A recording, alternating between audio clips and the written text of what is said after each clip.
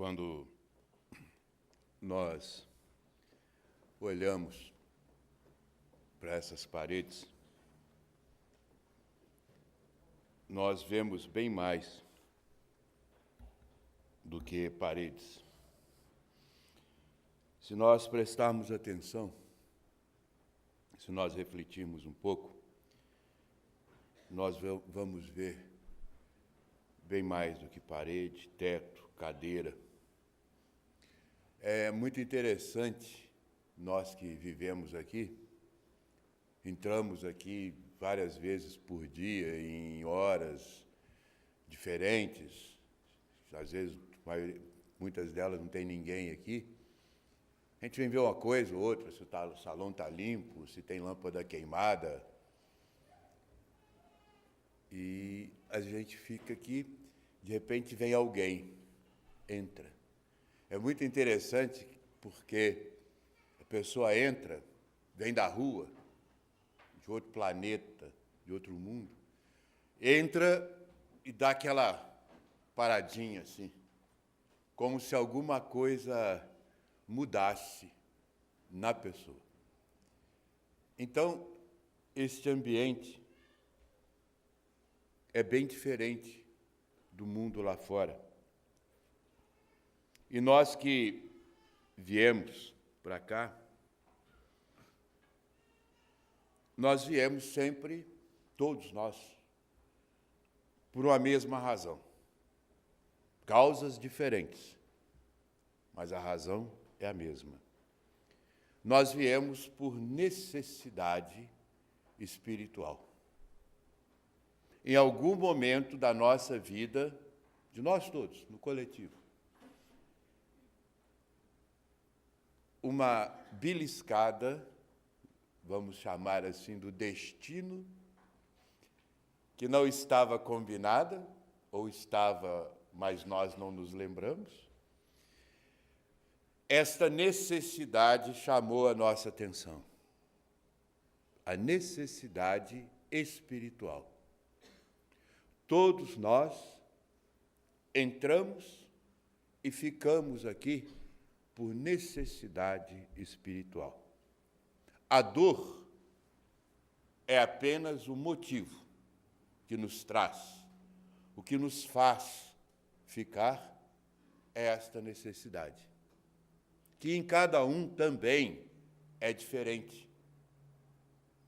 Se nós conversarmos entre nós vamos ver uma semelhança que me lembra o Chico Xavier. Lá na casa dele, ele olhou para a turma da Casa do Caminho, para o grupo que estava em volta dele, e falou com meu pai assim: olha lá, todos têm o mesmo olhar. Um dia, um amigo chegou aqui, um espírita antigo, acostumado a rodar o mundo, e ele falou comigo assim, nós estávamos no salão do Lar do Caminho, ele e a turma toda trabalhando, servindo o almoço e tal. Ele olhou e falou assim: Irie, olha, engraçado, todos vocês têm o mesmo olhar. O que é isso? O que faz isso? É a necessidade que nos trouxe para cá, repito, cada um em uma época, porque ela é individual, cada um de uma maneira. E depois dessa necessidade vem uma outra coisa. Nós descobrimos, nós aprendemos aqui dentro que nós precisamos melhorar. Nós precisamos nos modificar. Sermos melhores que ontem. Não sermos melhor que ninguém. Nós precisamos ser melhores que fomos ontem. Então, entrar por esta porta, ver essas paredes, sentar nessas cadeiras, é muito mais do que assistir uma reunião espírita. Tem gente que diz assim: eu não vou a este centro, eu vou a outro, porque é igual. E eu brinco, igual para mim é um caminhão cheio de bola de boliche. Isto é igual. Nenhum centro é igual ao outro. Porque o que faz o centro espírita é a direção, é a conexão com a espiritualidade. E estar aqui não é simplesmente estar aqui, é fazer parte de uma história de décadas. Eu nem sei quantas. Eu conto por mim, então é 60 anos. Essa história, escrita pelos meus pais e pelos amigos deles. Amigos que lá atrás, num passado muito distante, ainda agora a gente conversava ali no posto de paz, eu me direcionei ao Doraci e falei com ele: Doraci, há quantos anos nós nos conhecemos? Ele olhou para mim assim, eu falei: então eu vou te dizer, você me conhece quando eu tinha 6 anos, eu tenho 60. E as famílias se amarraram de uma maneira que as netas dele estão aqui como os netos de tantos outros. Então, é uma história inteira de pessoas que foram à nossa casa, lá em Santa Terezinha, na rua Santo Antônio, porque acreditaram lá no passado, entenderam e, motivados por dores semelhantes que nos trouxeram aqui, hoje, eles chegaram à nossa casa há décadas atrás, descobriram as mesmas necessidades que nós descobrimos, estamos descobrindo, e ficaram, e permaneceram. E permaneceram por quê? Ah, porque a dona Isabel, porque o doutor Ramiro. Mas meu pai já desencarnou tem muitos anos. E eles permaneceram. Permaneceram por uma razão. Porque aqui, neste salão, nós aprendemos e encontramos no Evangelho de Jesus o conforto. Nós aprendemos a conhecer o Evangelho de Jesus e compartilhar desta convivência amigável, baseada numa coisa só. Só no sentido de palavra curta: amor ao próximo. Nós aprendemos aqui dentro o exercício da paciência conosco mesmo. Nós aprendemos a fraternidade cristã. Ajude o outro, por quê? Simplesmente por ajudar. Desça a escada, tocar a campainha, domingão, depois do almoço, não tem ninguém no lar do caminho. Aí toca a campainha e desce 4 andares para dizer para uma pessoa: não, hoje não tem almoço. Ah, que pena. Almoço, aí explica. Traz a pessoa aqui, mostra a casa. Sem aborrecimento, na fraternidade. Então, quando nós entramos por aquela porta, o passado do tempo material e o presente se encontram aqui dentro, nesta casa. Se encontram no trabalho que se faz aqui dentro, em toda a extensão, física e espiritual. Se encontra na fidelidade a Jesus, que é a marca, o pilar. Qual é a base do trabalho da Casa do Caminho? Não é nenhum médium, é a fidelidade a Jesus e a Allan Kardec. Os fundadores fazem a história. Meu pai, minha mãe, dedicaram sua vida integralmente a esta casa. E nós aprendemos. E por isso respeitamos. Por isso nós temos a convicção de que o Cristo está presente. Lá atrás, nos outros centros que eles frequentaram, as dificuldades eram muitas. tinha uma espírita chamada, uma pioneira do espiritismo Juiz de Fora, a senhora Eugênia Braga, da família Epaminondas Braga, gente tradicional, família tradicional. E a dona Eugênia, eu não a conheci, mas eu conheci a sobrinha dela, que contava essa história. Quando a tia dela saía para o centro, ela levava uma bolsinha com uma roupa, uma toalha e um sabonete.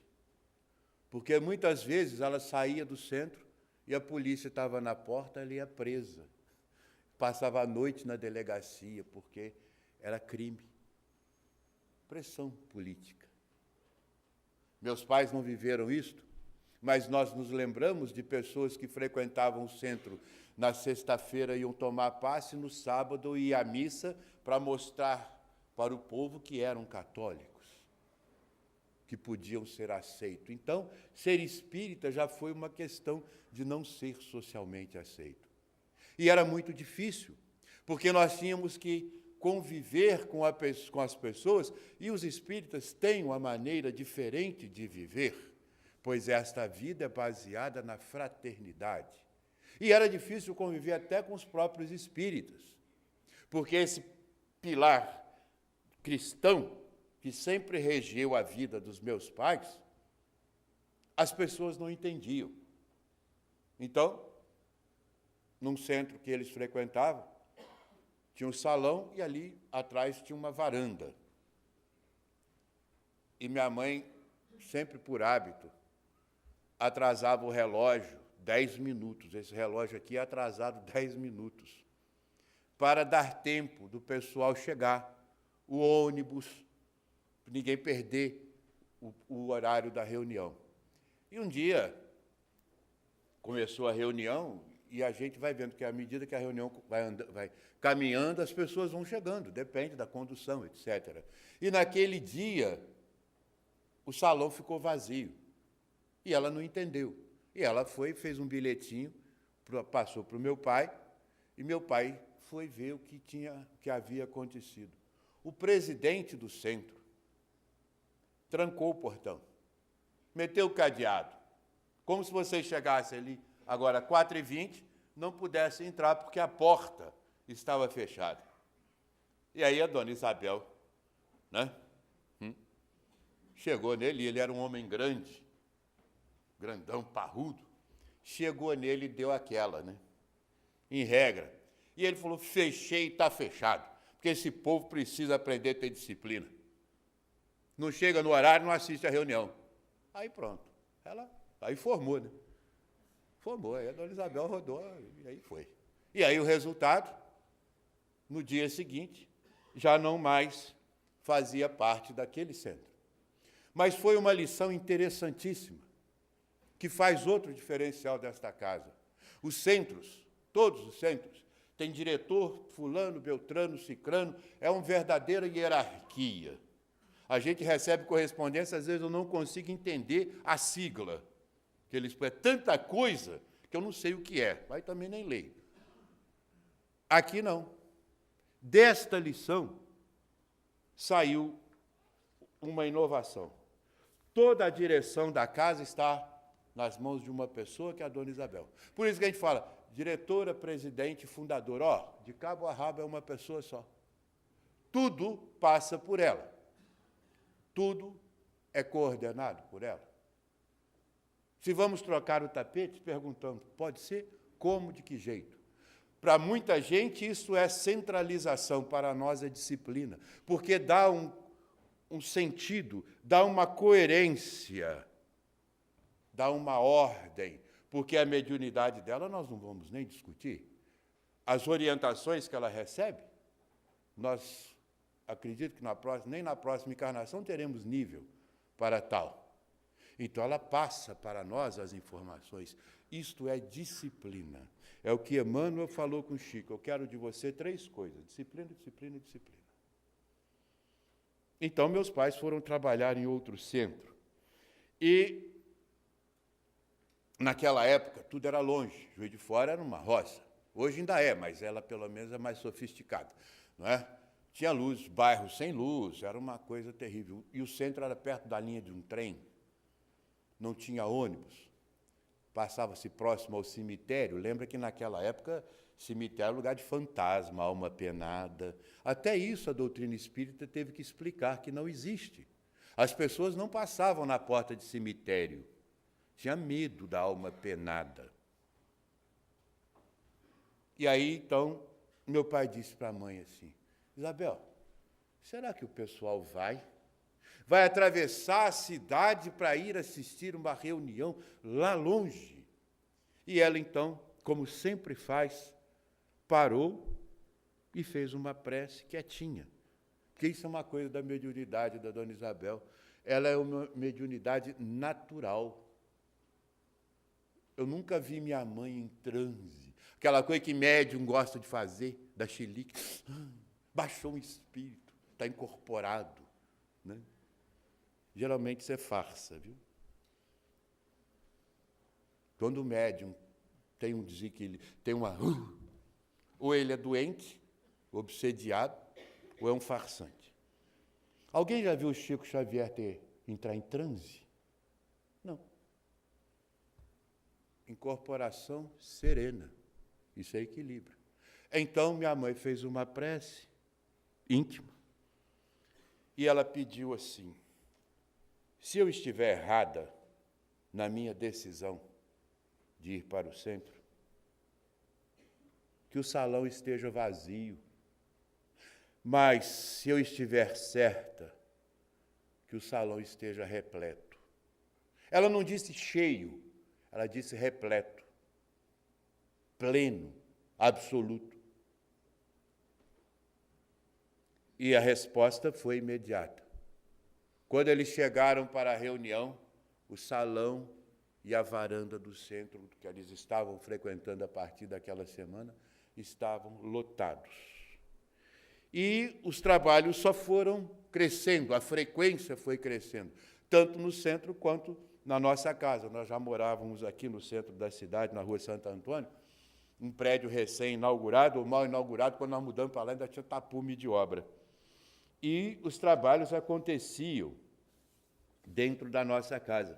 Interessante que os meus pais sempre tiveram uma habilidade incrível. Geralmente, quando nós temos um problema, uma dificuldade, o que nós fazemos? Nós desistimos. Ah, está dando muito trabalho, não quero mais não. Né? Nós damos uma relaxada. Meus pais sempre fizeram diferente. A cada dificuldade, dava-se a volta e criava-se um trabalho novo. Então, todos os trabalhos que compõem esta casa foram criados a partir de uma dificuldade pessoal ou de alguém da equipe. Então, sempre há uma renovação. A dificuldade serve de degrau para o crescimento. Então, a nossa casa vivia lotada, muito cheia. Às vezes, cá entre nós, até incomodava. Você imagina você chegar para almoçar, ter 5 pessoas na sua mesa que você nunca viu. Oi. Oi. E as pessoas estavam ali naturalmente. E eu era o estranho, eu e meus irmãos eram os estranhos da nossa própria casa. O meu irmão com esse cabra aqui queria jogar bola, não podia, porque tinha gente na sala. Eles eram vizinhos nossos. E a sala era muito grande, então eles jogavam bola na sala do apartamento. E não podia jogar bola porque tinha gente doente na sala. Tinha gente que tecnicamente morava na nossa casa. Chegava de manhã, saía de noite. Almoçava, jantava, tomava café, tirava a mesa, punha de novo. E não era uma, eram várias. Então, por exemplo, quarta-feira, a minha mãe atendia. O trabalho que ela fazia aqui, ela fazia na nossa casa. Então, ficava na sala, ela atendendo individualmente, e na copa cheio de gente. Cheio. Você queria ver televisão? Não podia, que tinha um doente do lado. Ele tinha medo daquilo que passava na televisão. Então, desligava a televisão. Era assim.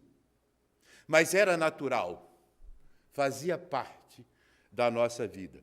Na terça-feira, que hoje tem a reunião de equipe, era o culto do lar.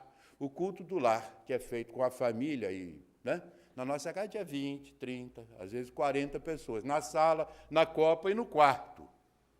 No quarto. Um dia eu cheguei em casa, abri a porta do meu quarto, tinha uma senhora deitada na cama, eu fechei, pedi desculpa e fui embora. Eu não pude deitar na minha cama, porque tinha uma pessoa doente. Mas era assim. Este trabalho gigantesco, então, exigia um espaço, porque nos centros você tem vários grupos que se reúnem em dias diferentes. Não é? Eu vou no centro tal segunda-feira, porque é a reunião com fulano. Na terça é um, no quarto. E é natural que seja assim para dar chance a todos os trabalhadores. Mas o trabalho desta casa é diferente. Então, vamos construir um centro espírita. Eu acho a minha mãe genial, porque ela tira as coisas assim da cabeça. Vamos fazer, como se fosse uma coisa simples. Meu pai falou, tá, vamos construir um centro. Onde? Com que dinheiro? Com que terreno? E meu pai tinha um grupo de amigos que se reuniam no escritório dele no sábado para conversar sobre doutrina espírita. Então, tinha espírito na nossa casa e no escritório do meu pai. Não tinha para onde correr, então você tinha que conviver com isso mesmo. E aí um senhor, amigo nosso, que já era espírita, frequentava a nossa casa, tinha sido curado, ele tinha enfisema pulmonar e sarou através dos passes. Ele falou com meu pai assim, Ramiro, eu tenho um terreno, é meio longe, mas eu tenho um terreno. E eu vou doar o terreno para vocês construírem o centro. E o terreno é este aqui. Essa rua aqui era longe, muito longe. Não tinha nem ônibus. O ônibus não passava por aqui. Energia elétrica pouca e água nenhuma. Então, vamos fazer no centro. Vamos. Com que dinheiro? Ninguém tinha dinheiro. Todo mundo duro. Aí, minha mãe teve uma ideia. Vamos fazer uma rifa. Rifar o quê? Não sei. Aí, cada um que estava ali doou uma coisa. Um relógio, um broche e tal. Olha que rifa genial. Eu dou o relógio para rifar. Eu compro a rifa do meu próprio relógio. E sorteamos entre amigos, eu ganho o relógio e levo para casa. Pronto. E aí juntamos o dinheiro para construir esta casa. E foi feito, de certa maneira, muito rápida. 2 anos, estava pronta. Imaginando que se tinha que juntar água em barris, em tambores, para poder levantar as paredes e assim por diante. E a primeira reunião, em 74, foi muito emocionante, porque o DJ lembrou aqui, quando se lavaram essas cadeiras, mas interessante foi lavar o chão. Parede, teto, tudo bacana, tudo lindo, limpo, não tinha forro, era telha de amianto, fazia um calor terrível. E meu pai, minha mãe e meia dúzia de amigos, em pé nesse salão completamente vazio, fizeram uma prece. Interessante, anteontem a gente estava conversando, eu e a mãe conversando sobre isso. Ela falou, meu filho, era engraçado, porque essa rua não tinha nada. Nada. Só tinha a casa do caminho, a casa do seu Mário e mais uma casa aqui na esquina. Ficou esse salão gigantesco numa rua vazia. Então, as pessoas que moravam perto, passavam aqui, não sabiam o que eram, vinham ver. Aí encontrava meu pai e minha mãe fazendo prece aqui. Meu pai saía do escritório, passava na casa dela, na casa dele, buscava a mãe e vinham para cá de tardinha fazer uma prece. Sem nada, sem salão, sem nada, só o salão, não tinha cadeira, não tinha mesa. E aí os amigos vinham. Então virou, a casa do caminho virou um ponto de encontro de prece no final da tarde. Um dia, um homem que estava assistindo a prece falou com a minha mãe assim, Dona Isabel, eu sou aposentado do cinema e a companhia que eu trabalhei tem muitas cadeiras. De repente, aí ele anotou no papel, deu o telefone, a mãe ligou para o homem lá no Rio, e ela, mais uma vez, tirando de não sei onde, comprou essas cadeiras que vocês estão sentados nela. 40 anos de Casa e Caminho e mais 30 anos de cinema, então são cadeiras de 70 anos. A fábrica já não existe há muitos anos. Meu tio veio do Rio, porque ninguém sabia montar essas cadeiras. Meu tio veio do Rio, passou um mês aqui, sozinho, montando, separando. O Didier veio lavar e tal, tudo. Tudo isto foram obstáculos que foram sendo vencidos, mas que são obstáculos materiais. Porque o trabalho todo começa de cima para baixo. Como dizia Chico Xavier, esse telefone só toca de lá para cá. A disponibilidade, a disposição que os meus pais e os trabalhadores da primeira hora tiveram é que fez tudo isso. É que nos permite estar aqui confortavelmente, relaxadamente, falando sobre o que eles fizeram. E a casa vai ganhando espaço, vai ganhando volume, exatamente por esta coerência. Então, meus pais sempre tiveram a vontade enorme de trazer o Chico Xavier a Juiz de Fora, a Casa do Caminho. E ele se recusava.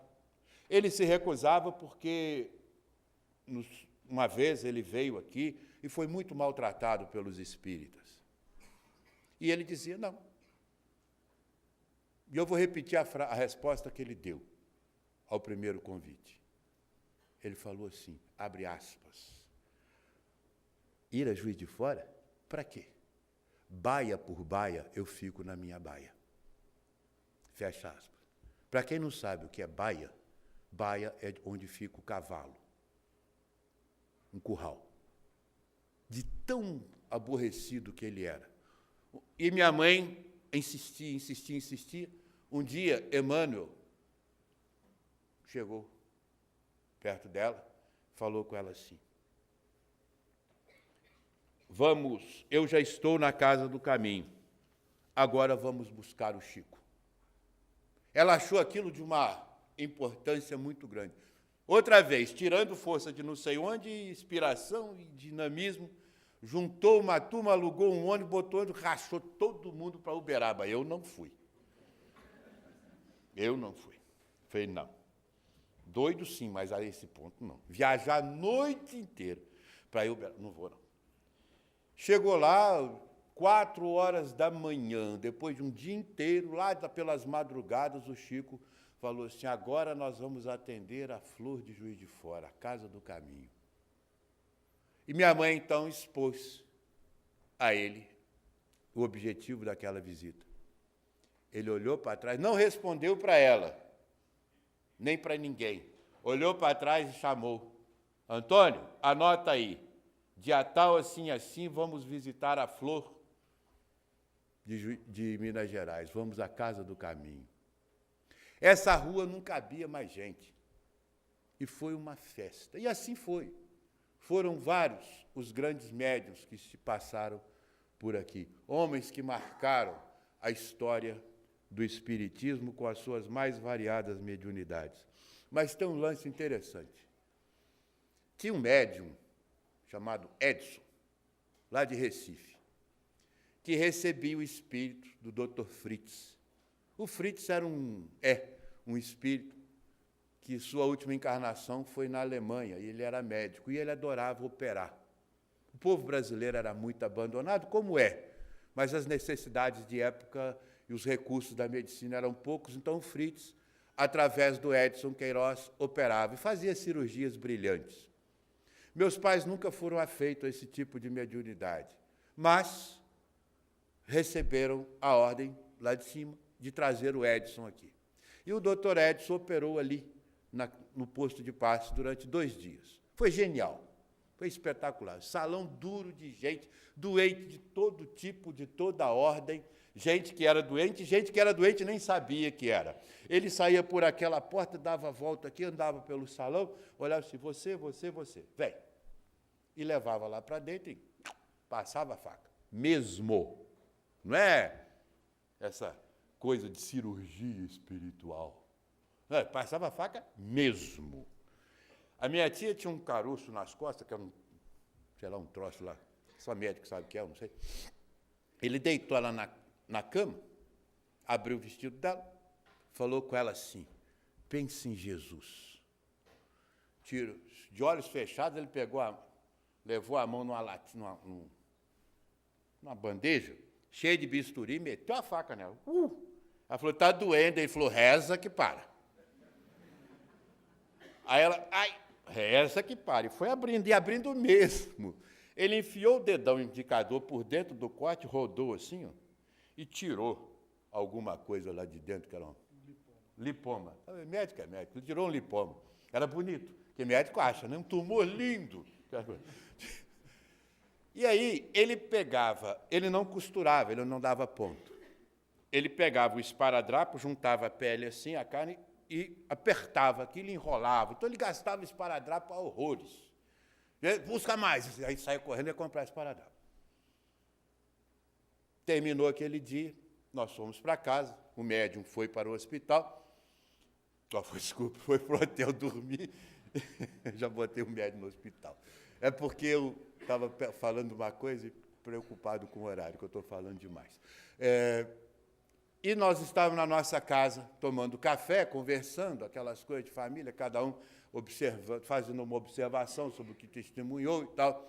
E uma pessoa que estava ao lado falou assim, se ele, se referindo ao médium, trabalhasse no INPS, ele ia ser mandado embora, porque ele gasta esparadrapo demais. Na hora, eu fiquei meio chocado. Foi tanta coisa bonita, esse sujeito viu justo isso. Quer dizer, cada um vê o que quer, não é? No dia seguinte, de manhã cedo, estávamos todos aqui de novo. Pai, o doutor Edson chegou, o salão duro de gente, dá-lhe operação e tal. E naquele dia foi engraçado, interessante, porque ele pediu uma caixa só com agulha de injeção. Não tinha seringa, só agulha. Então, providenciado estava e lá se foi. De repente, sai o Edson de lá. Vem para cá, roda, você. Olhou para o tal cidadão que fez o comentário infeliz e disse assim, você, gorducho, vem cá. E ele era parrudinho mesmo. Ele olhou, eu? Ele era corajoso. Eu? Falei, você, vem cá. Não, mas eu não estou doido. Vem cá. E foi com ele. Foi engraçadíssimo. Começou a operar e o sujeito em pé lá.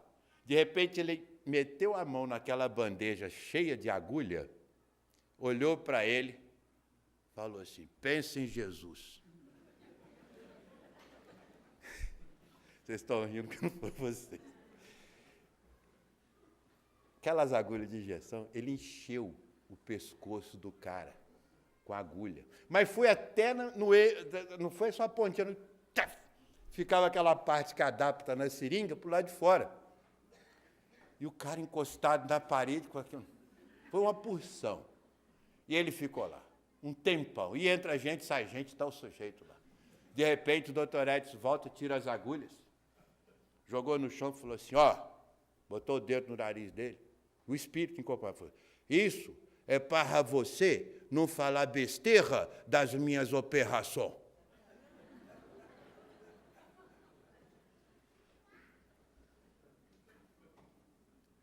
Engraçado, né? Mas tem uma história aí por trás. Tem uma lição aí por trás. Como todos os trabalhos, todos os fatos que acontecem aqui. É a intimidade entre o plano espiritual e o plano material. A cada visita, a cada fato, a cada momento, como este engraçado, que eu tenho certeza que vocês não vão se esquecer, quando falarem alguma coisa indevida, vão se lembrar das agulhas no pescoço. Nesses momentos, ou posterior a eles, a lição é sempre a mesma. A reafirmação da orientação espiritual que deu origem a todo esse trabalho. O destino, a origem e o destino do trabalho dos trabalhadores. Quando nós falamos trabalho, é o exercício da tarefa, o exercício diário que cada um dos 200 que o Didier citou aqui, mais ou menos, um pouco para lá, um pouco para cá, os 200 que se dedicam a algum trabalho nesta casa, que é a fidelidade a Allan Kardec. Isso pode parecer uma coisa simples, mas não é. Kardec trouxe de volta o cristianismo livre dos entulhos, das mistificações, me permita um pouco da grosseria da expressão, mas das mentiras que as religiões impregnaram as lições de Jesus, os ensinos de Jesus. Kardec traz isso puro, mostrando para nós que Jesus está vivo, médico, amigo, e nos auxiliando. E nós podemos nos contactar com Ele através dos seus mentores que descem à terra para nos ensinar.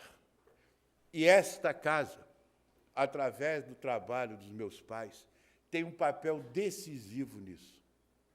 Porque se vocês pensarem que um garoto de 6 anos, no primeiro ano da escola dele, há 50 e tantos anos atrás, a hora que a professora mandou todo mundo ficar de pé para rezar a Ave Maria, no início da aula, e esse garoto não soube rezar a Ave Maria, porque só rezava o Pai Nosso na casa dele, e na hora de fazer o sinal da cruz, muito menos ainda, porque na casa dele não se fazia o sinal da cruz, porque o Jesus que ele conhecia não estava morto, estava vivo.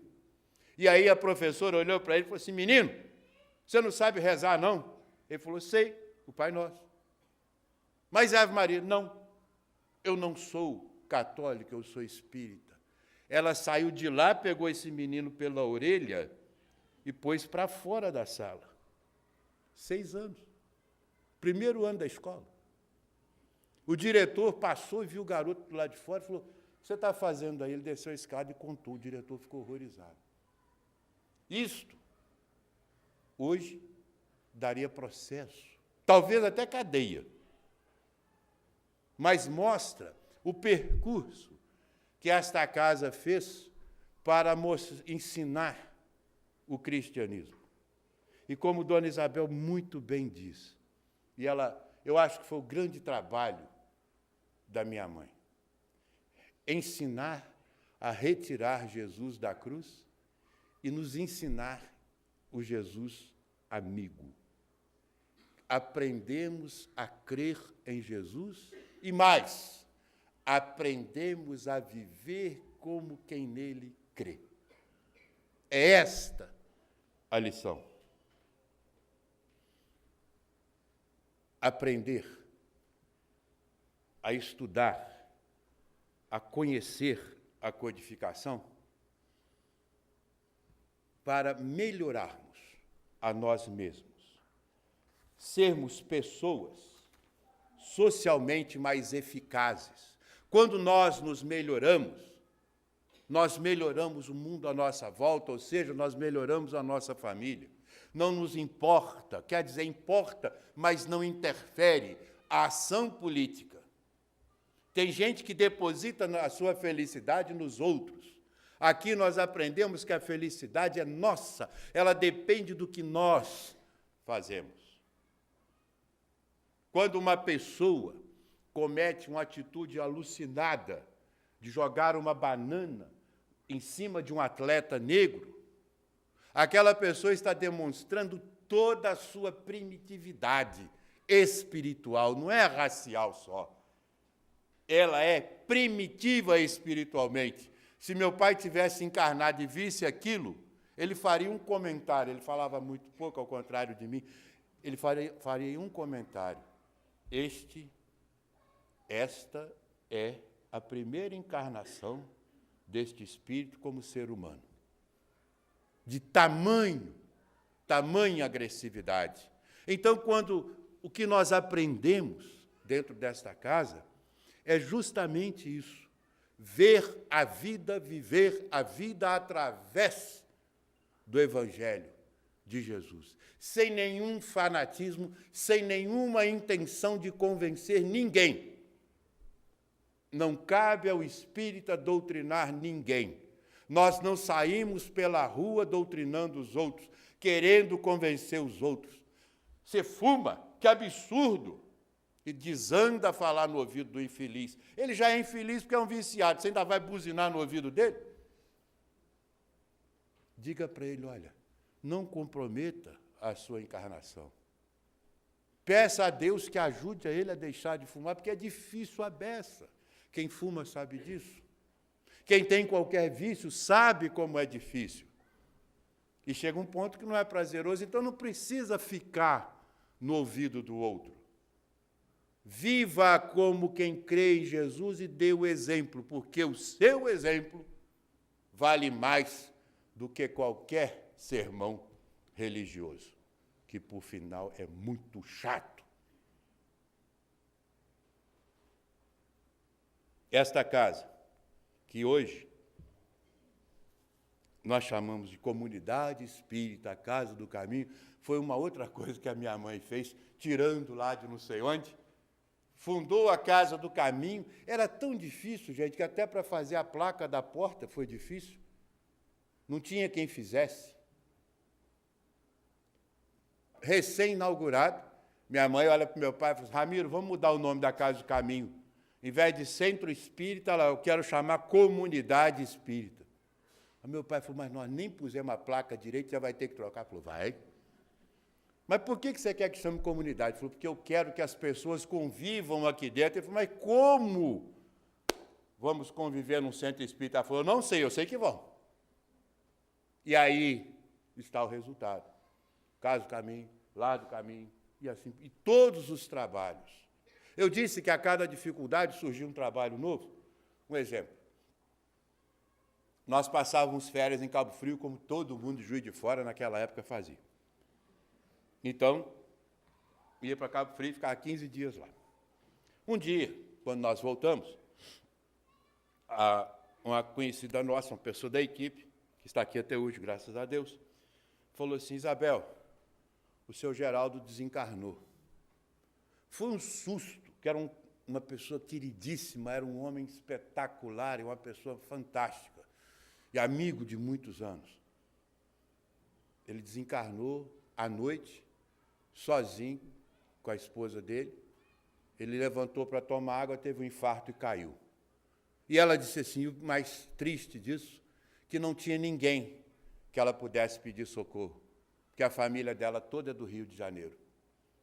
Teve que amanhecer o dia para que ela pudesse pedir ao vizinho um socorro e falar com a filha. Imediatamente, olha a cabeça da dona Isabel, cabeça espiritual. Imediatamente ela falou com meu pai assim: Ramiro, eu tenho até medo dela, quando ela olha para você de lado assim, vem coisa, vem encrenca boa. Ramiro, vamos colocar um telefone na Casa do Caminho para que as pessoas possam pedir socorro. Meu pai falou: Isabel, você sabe quanto custa um telefone? Ela falou: não sei, mas eu quero pôr. Naquela época, o telefone era investimento, de tão caro que era. Tirou lá não sei de onde, volto eu, e botou o telefone ali. 3212-6515. Era o número de época. Hein? Isso é da minha mãe, 966, peguei cola. Aí eu estou dando telefone, pode telefonar que ela não vai atender. Tá? Eu não deixo, senão ela não dorme, não come e não vive. 3212-9616. E nós víamos para cá de tarde, no horário possível, meu pai, minha mãe, eu e alguns amigos, e começamos a atender o telefone. Isso já tem 30 anos, mais ou menos. Mais. Minha chefa está conferindo aqui mais. Minha memória. Mais de 30 anos, bem mais. E hoje, são mais de 100 pessoas que se revezam 24 horas por dia, todos os dias do ano, sem faltar nenhum, para atender telefones do mundo inteiro. Milhares de pessoas ligam pedindo socorro ou simplesmente para ouvir uma prece. É o tamanho deste trabalho. Um braço longo que nós só vemos de onde sai e não sabemos onde chega, porque o trabalho do bem é assim. Nós costumamos dizer que o mal é forte, que o mal é... Não, o mal é barulhento, porque é incompetente, ele tem que fazer barulho para ser visto. O bem é silencioso e constante. Então, o que nós chamamos de Comunidade Espírita Casa do Caminho é uma reunião de pessoas, mas uma reunião de trabalhos. Reuniões públicas, reunião de equipe, plantão de telefone, editora Herculano Pires, os plantões de passe, o Centro de Estudos Espíritas Leon Denis, a distribuição que a gente faz aqui no quarto domingo há mais de 30 anos, mais de 40 anos, o Lar do Caminho, os almoços beneficentes, a livraria, a produtora de vídeo, a Semana de Kardec, o coral e a aula e a escola de evangelização. Olha bem, quanta coisa se movimenta em torno de uma coisa só, o Evangelho.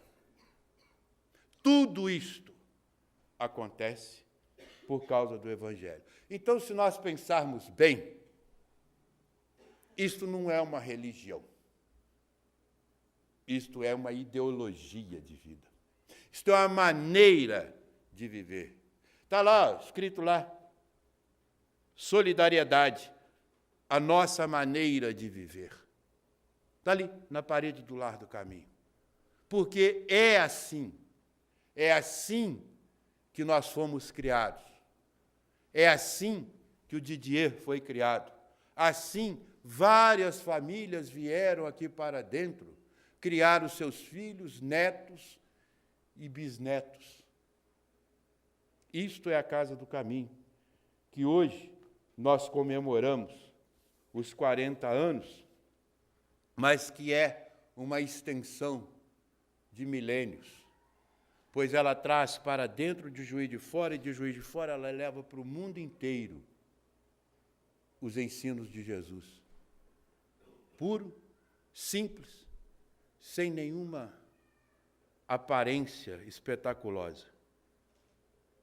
Então, nós aproveitamos esses momentos para agradecer à minha mãe, ao meu pai e os amigos da primeira hora, que acreditaram no que eles falaram, embora o mundo inteiro em volta fosse contrário. Acreditaram, aprenderam, consolaram-se, divulgaram. Muitos já desencarnaram, muitos outros continuam presentes. E o nosso agradecimento a eles, a todos que passaram, passam por aqui, e, evidentemente, a espiritualidade, que sabe das nossas deficiências, sabe das nossas fraquezas, mas sabe que nós temos um pouquinho de força de vontade, um pouquinho de vontade. E ela aproveita essa vontade, estimula e nos permite falar em nome desta equipe num momento tão significativo para todos nós. Muito obrigado